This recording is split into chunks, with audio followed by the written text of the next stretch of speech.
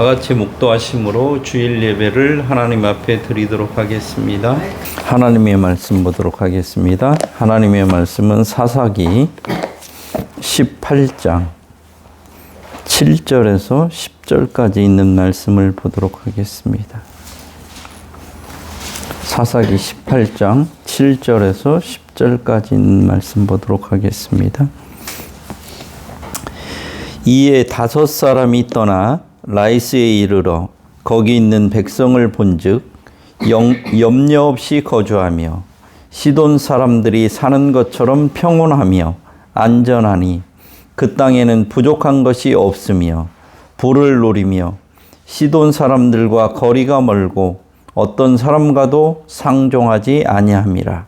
그들이 소라와 에스다올에 돌아가서 그들의 형제들에게 이르매 형제들이 그들에게 묻되 너희가 보기에 어떠하더냐 하니 이르되 일어나 그들을 치러 올라가자. 우리가 그 땅을 본즉 매우 좋더라. 너희는 가만히 있느냐? 나아가서 그 땅 얻기를 게을리하지 말라. 너희가 가면 평화로운 백성을 만날 것이요 그 땅은 넓고 그곳에는 세상에 있는 것이 하나도 부족함이 없느니라. 하나님이 그 땅을 너희 손에 넘겨주셨느니라 하는지라. 아멘. 단지파는 하나님이 주신 기업을 포기하고 새로운 땅을 찾아 나선 5 정탐꾼들을 세웠습니다. 자기들 지파 중에서는 그래도 용맹하고 뛰어난 사람이라고 하는 그런 5사람을 뽑아서 정탐꾼으로 세웠습니다. 이 단지파의 정탐꾼들은 레위인 제사장에게 우리를 위하여 하나님께 물어서 우리의 행하는 길이 형통하는지 우리에게 알게 하라고 요청을 합니다. 이 말을 보면 단지파의 정탐꾼들은 매우 신앙적인 사람인 것처럼 보입니다. 그렇지만 성경에 쓰여 있는 것과는 전혀 다르게 우리가 성경 전후 문맥 그동안에 있었던 그런 사연들을 살펴보면 전혀 지금 엉뚱한 짓을 하고 있을 뿐입니다. 정탐꾼들이 하나님께서 자기들에게 주신 땅을 왜 떠나야 했습니까? 그리고 왜 자기들이 살고 있는 곳을 떠나서 에브라임 산지까지 오게 되었습니까? 그들이 여기까지 오게 된 것은 하나님의 약속을 따르지 않고 자기들 마음대로 하며 살다가 도저히 지금 살고 있는 곳에서조차 살기가 어려워지자 새로운 땅을 찾아 나선 것입니다.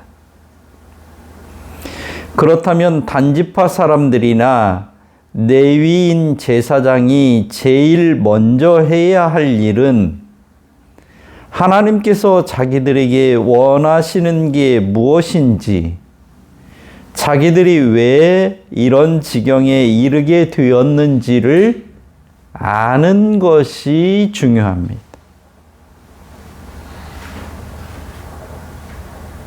그런데 이 사람들은 하나님이 자기들에게 원하는 것이 무엇인지, 자기들이 왜 이렇게 하나님께서 자기들에게 주신 땅을 빼앗기고 다른 땅을 찾게 되었는지, 이런 상황에 이른 원인을 알아서 근본적인 문제를 해결하려고 해야 되는데, 그것보다는 이미 자기들이 하고 싶은 일을 정해놓고 하나님께 여쭈어 보라고 하고 있는 것입니다. 선후가 바뀌었을 뿐만 아니라 사실은 하나님의 뜻을 알고 싶어서 레위인 제사장에게 묻는 것이 아닙니다. 자기들이 원하는 답변을 제사장을 통해서 확인하고 듣고 싶은데 있는 것이 아니라 자기들의 욕망을 노골적으로 드러내지 않고 이렇게 돌려서 말하고 있는 것 뿐입니다. 이럴 때 종교 지도자들은 이들의 잘못을 분명하게 지적하고 올바른 길로 갈 수 있도록 깨닫게 해 주어야 함에도 불구하고 많은 사람들이 침묵해 버리거나 오히려 맞장구 쳐주는 경우가 많이 있다는데 문제가 있습니다. 오늘 본문에 나오는 레위 제사장 역시 이런 정탐꾼들의 기대가 무엇인지를 너무나 잘 알고 있었기 때문에 평안히 가라. 너희의 행하는 길은 여호와 앞에 있느니라고 하나님의 뜻과는 아무런 상관이 없는 엉뚱한 답변을 하고 있는 것입니다.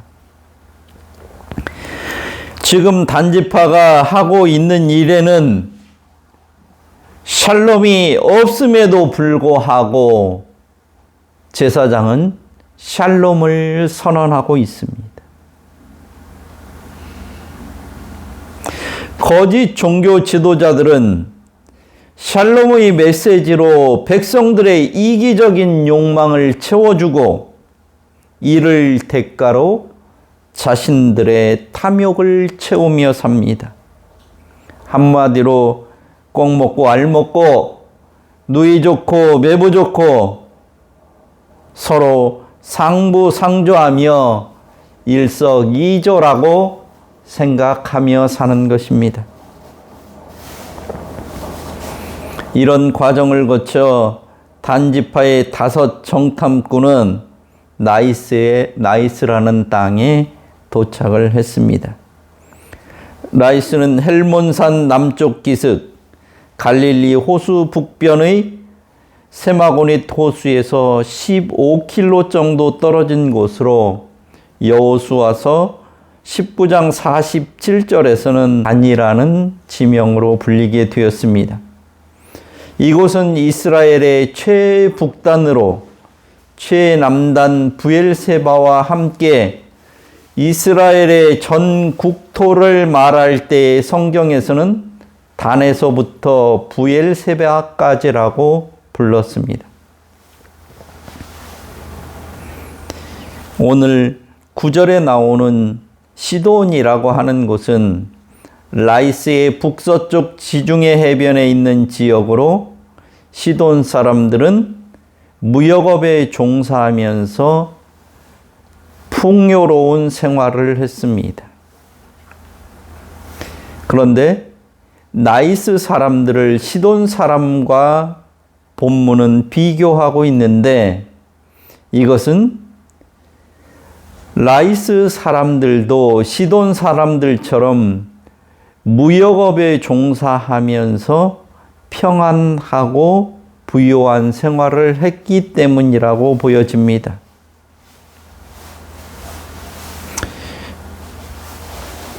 (7절) 하반절을 보면 그런데 좀 특이한 이야기가 나옵니다.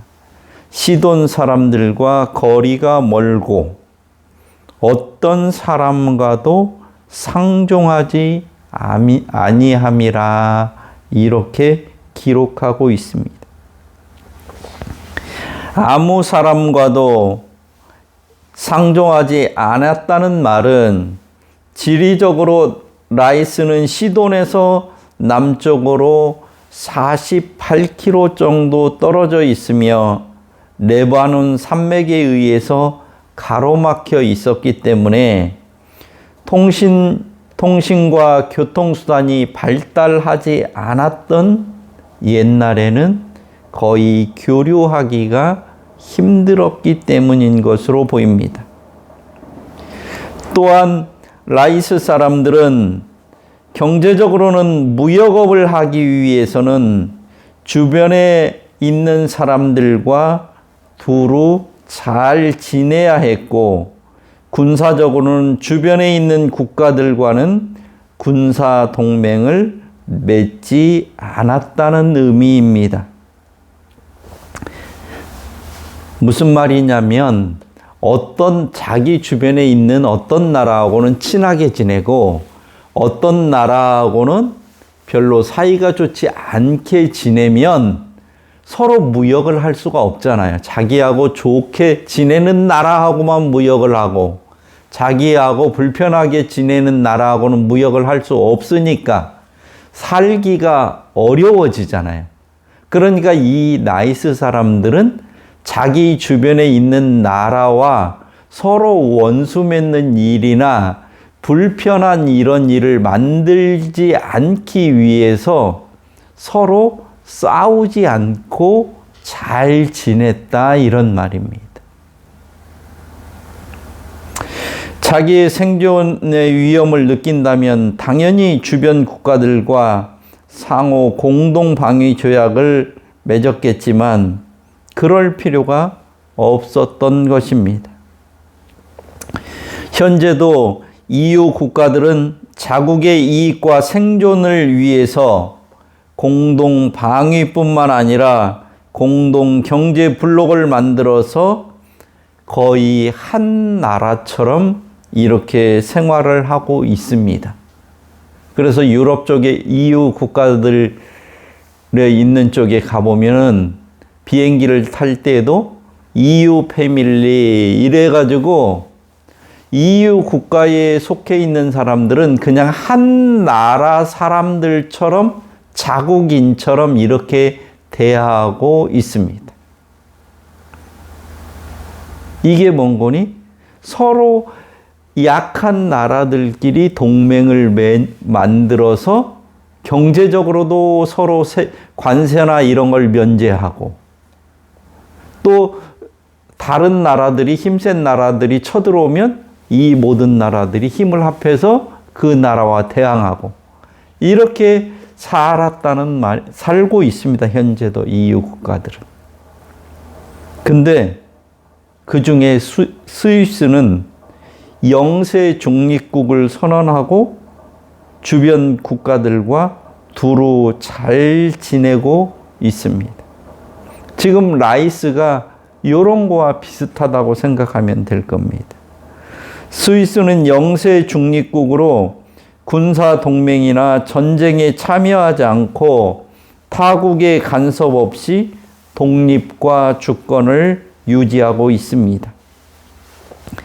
군사 공격으로부터 보호받을 권리로 혹시 공격을 받더라도 스스로 방어하며 타국 군사 활동에 협력하지 않는 대신에 다른 나라를 침략하지 않겠다고 선언을 하고 국제법을 통해서 이것을 인정받음으로 영세 중립국이 되었습니다.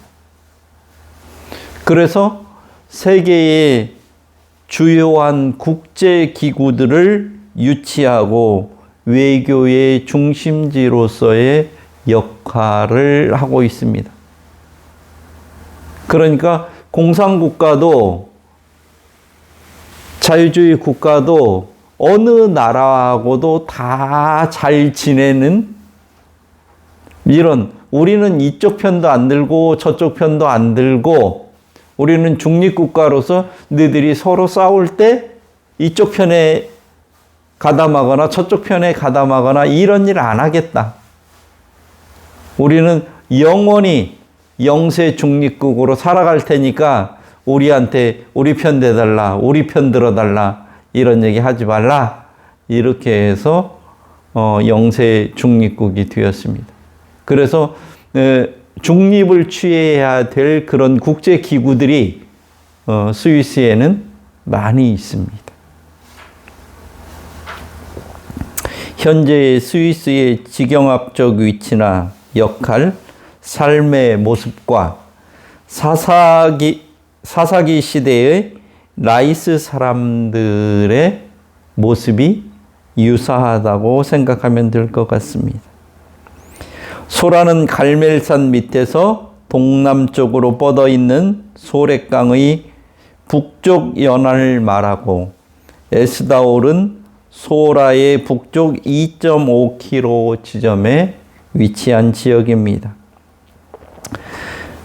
단지파 사람들이 머무르고 있었던 소라와 에스다올은 소랫강 북쪽 지역으로서 사사기 16장 31절을 보면 삼손이 죽었을 때 묻힌 곳이 이 소라와 에스다올 있는 곳입니다.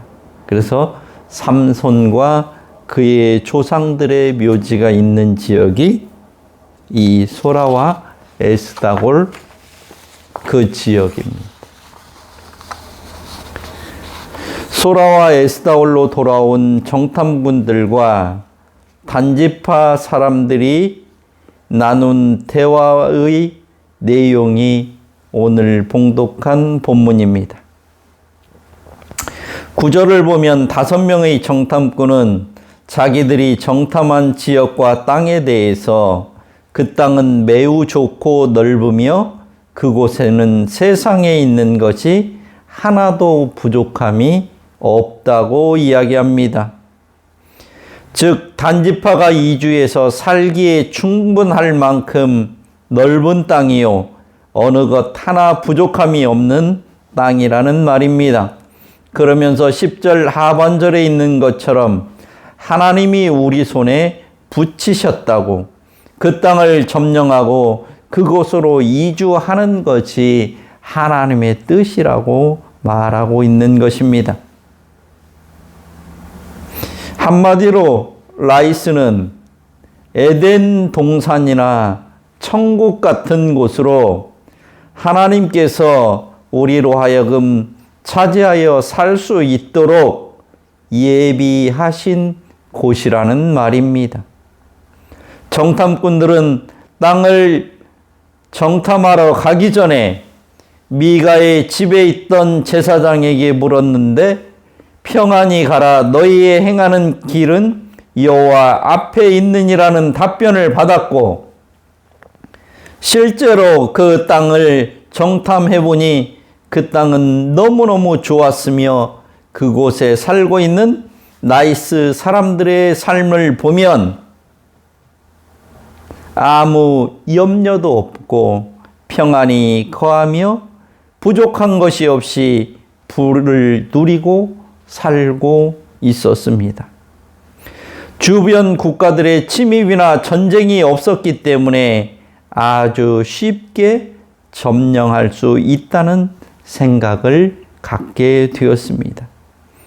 태평성대를 누리면서 전쟁을 한 적이 없어서 전쟁에 대한 대비도 되어 있지 않고 자기들끼리 살면서 주변 국가들과는 전혀 군사적 동맹을 맺지 않고 살고 있으니 이런 땅을 빼앗는 것은 식은 죽 먹기보다 쉽게 보였던 것입니다. 단지파의 정탐꾼들은 하나님에 대한 믿음과 확신이 있어라기보다는 자기들 보기에 만만하고 정복하기에 너무 쉽게 보였기 때문에 그 땅 얻기를 게을리 말라고 한 것입니다. 이처럼 단지파의 라이스 점령은 표면적으로는 형통한 일처럼 보였으나 그것은 하나님 뜻이 아니었습니다. 단지파 사람들은 표면적인 것만을 보고 하나님이 라이스 사람들을 자기들의 손에 붙이셨다고, 우리 손에 넘겨주셨다고, 우리에게 맡겼다고 생각했으나 그것은 완벽한 오판이었습니다. 왜냐하면 하나님께서 단지파에게 분배해 주신 땅은 여호수아 19장 40절에서 48절에 있는 땅입니다. 단지파에 대한 이 분배된 땅은 이후에 단지파 사람들이 정복을 하고 그 땅에 정착을 하면서 이미 살았었습니다. 그런데 이스라엘 사람들은 자신들이 살만한 거처가 마련이 되자 하나님의 말씀을 따르기보다는 자기들의 욕심을 채우기 위해서 결국은 이방인들을 다 내어쫓지 않고 거주를 허용해 주면서 문제가 생기기 시작했던 것입니다. 이들은 자기들의 분배받은 땅에 사는 이방인들을 다 내쫓기보다는 자기들의 종을 삼아서 일을 시켜먹고 부려먹는 것이 오히려 자기들에게 훨씬 이익이라고 생각했기 때문에 이들을 내어쫓지 않고 자기들과 함께 거주할 수 있도록 허용을 했던 것입니다.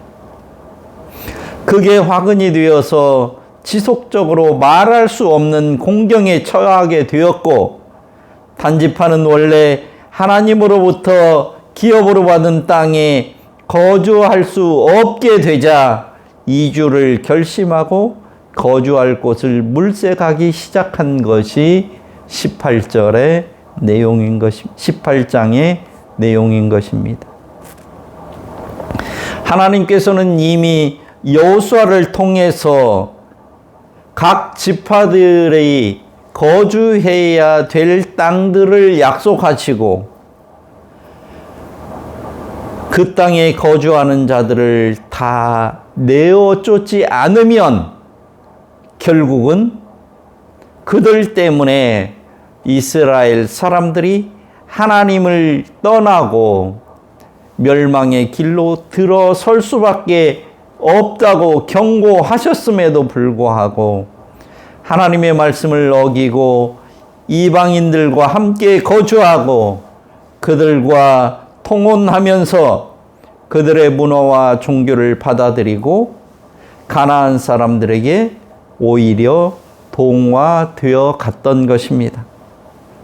그러는 과정을 통해서 하나님의 백성이라는 정체성을 상실하고 말았습니다. 왜 하나님께서 이집트에서 자신들을 구원해서 가나안 땅으로 인도해 주셨는지를 완전히 망각하고 살고 있었던 것입니다. 단지파는 하나님께서 기업으로 주신 땅에서 하나님을 의지함으로 근심과 걱정, 염려 없이 평온하게 살아야 했었습니다. 하나님께서 인도해 주신 젖과 꿀이 흐르는 땅에서 부족한 것 없이 하나님께서 주시는 평강과 부를 누리고 살고 있어야 합니다. 이방 문화나 관습, 종교를 받아들이지 않고 가나안 사람들과 교류하지 않고서도 하나님의 돌보심 가운데 만족한 삶을 살아야 했던 것입니다.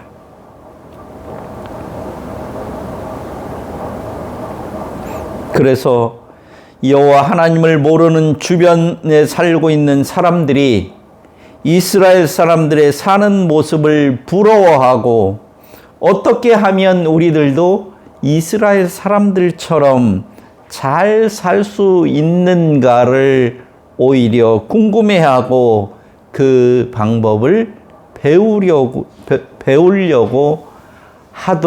하도록 해야 했던 것입니다. 이스라엘 사람들이 행복하게 살 수 있도록 은혜를 베푸시는 하나님을 찬양하고 믿고 따르는 사람들이 될 수 있도록 하는 것이 이스라엘 사람들이 가나안 땅에서 해야 할 일이었던 것입니다. 그런데 본문을 보면 이게 역전이 되어 있습니다. 오히려 라이스에 살고 있는 사람들이 인간다운 삶을 살고 있고 그 땅이 오히려 풍요와 번영을 누리고 있는 것을 볼 수 있습니다.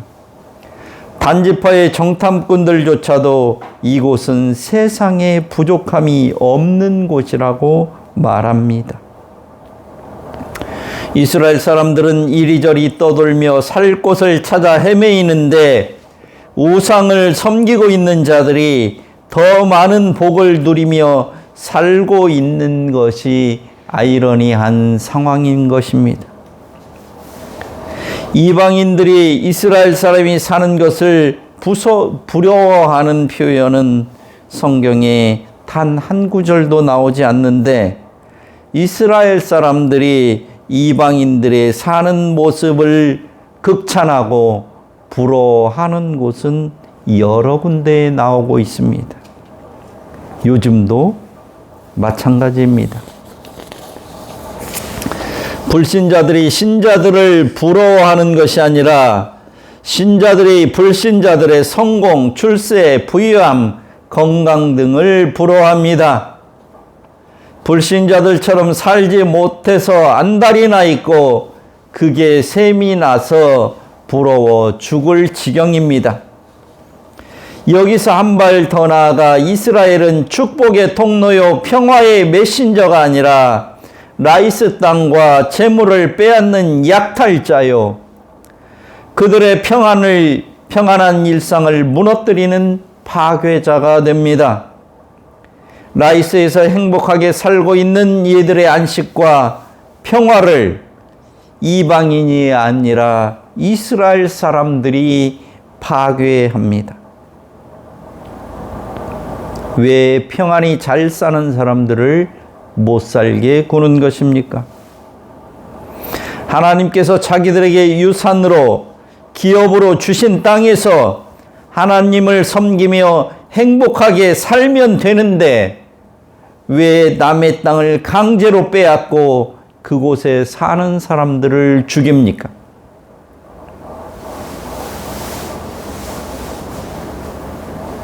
신앙의 왜곡의 결과가 이런 결과를 가져오게 되는 것입니다. 하나님이 자기에게 주신 그 기업, 유산, 그것을 중요하게 여기지 않고 우리가 유산은 부모님 돌아가시면 우리가 유산을 받지 않습니까? 부모 것을 자식에게 주는 겁니다. 하나님이 주신 이 기업은 하나님 것을 우리에게 준 겁니다. 이스라엘 백성들에게 준 겁니다. 하나님으로부터 받은 그 땅을 중요하게 여기지 않음으로 말미암아 하나님의 말씀을 따르지 않음으로 말미암아 그 유산을 다 잃어버리고 탕진하고 그리고 나서 엉뚱한 곳에 가서 그곳에서 잘 살고 있는 사람들을 못 살게 회방하고 그들을 내어 쫓고 그곳을 차지하는 것, 이것이 마땅한 일입니까? 요즘 우리나라나 세계의 정세를 보면 참 어이가 없습니다. 평안히 단잠을 자야 할 시간에 갑자기 계엄령을 선포하여 시민들의 일상생활과 자유를 제한하고 자기와 다른 생각을 가지고 있는 사람들을 적대 세력으로 매도하고 제거하려고 했습니다. 자기의 잘못을 감추고 영구 집권을 위해 전쟁까지도 불사하려고 획책한 것이 올바른 것입니까?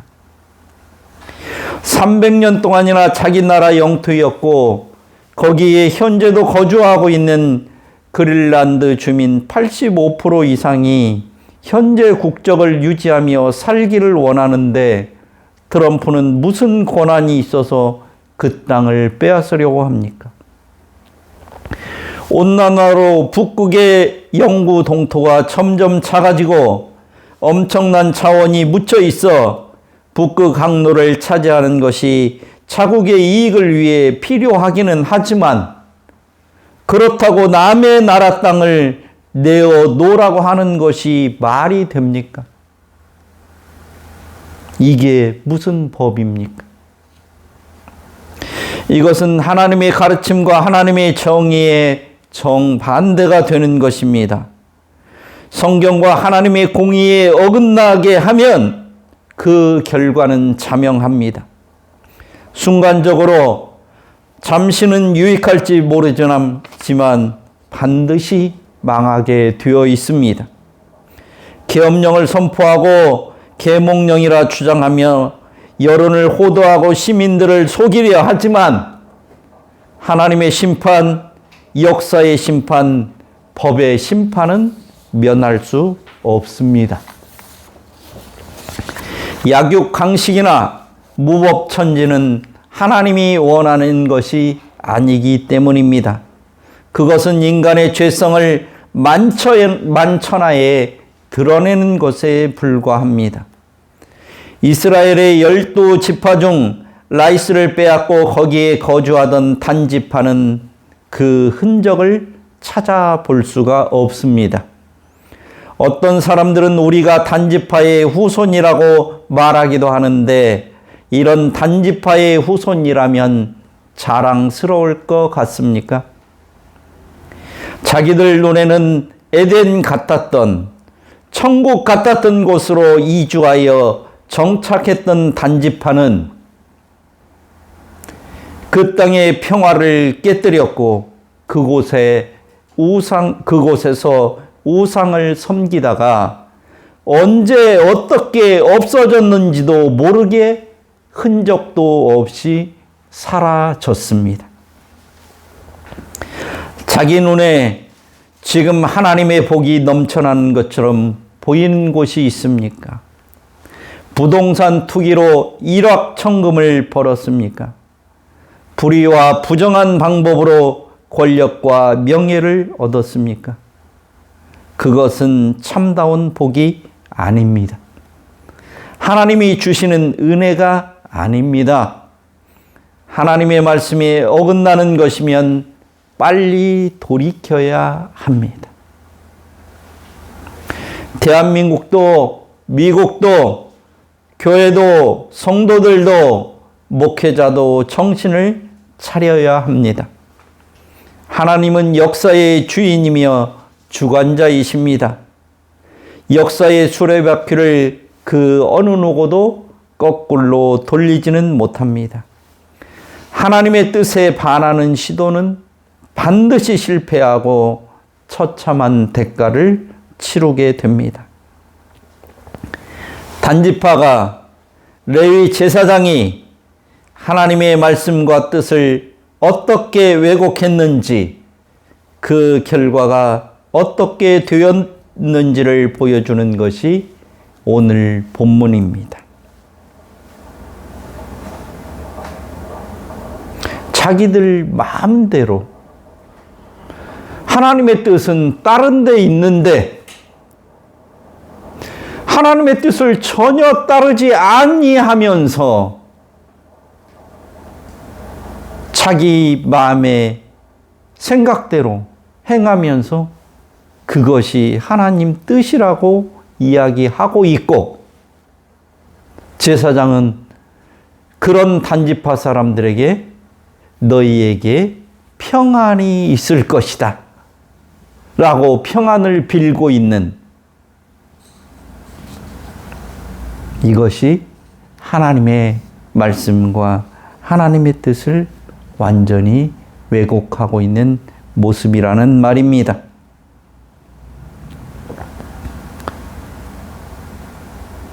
하나님의 약속을 따름으로 자기에게 주어진 기업을 누리는 것이 복입니다.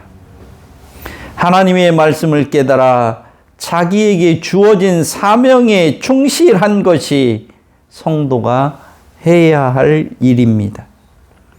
하나님의 말씀에서 벗어나 자기 마음대로 하는 것을, 자기 이익을 위해 남에게 악을 행하면서 그것이 하나님의 뜻이라고 왜곡하거나 주장하거나 합리화하려고 해서는 안 됩니다. 많이 가진 사람들, 많이 배운 사람들은 연약한 분들에게 양보하고 배려하고 나눔을 실천해야 합니다. 그래야 하나님의 영광이 드러납니다. 그래야 그 속에서 하나님을 발견하게 되는 것입니다.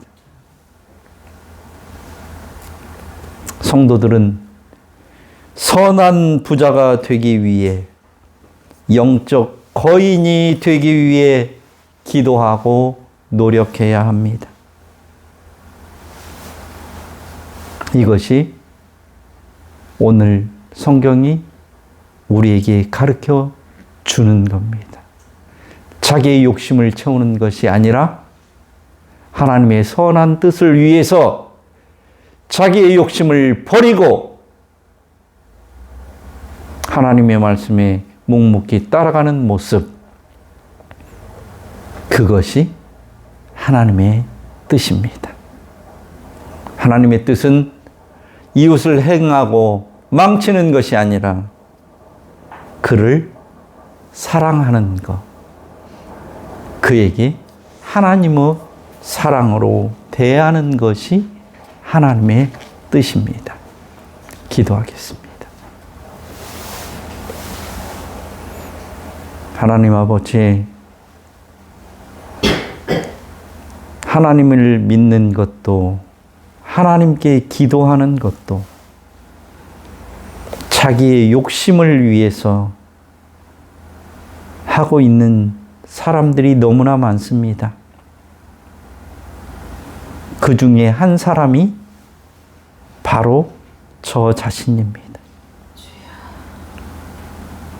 하나님 아버지, 자기 마음대로 하나님의 뜻을 재단하지 않도록 도와주시고,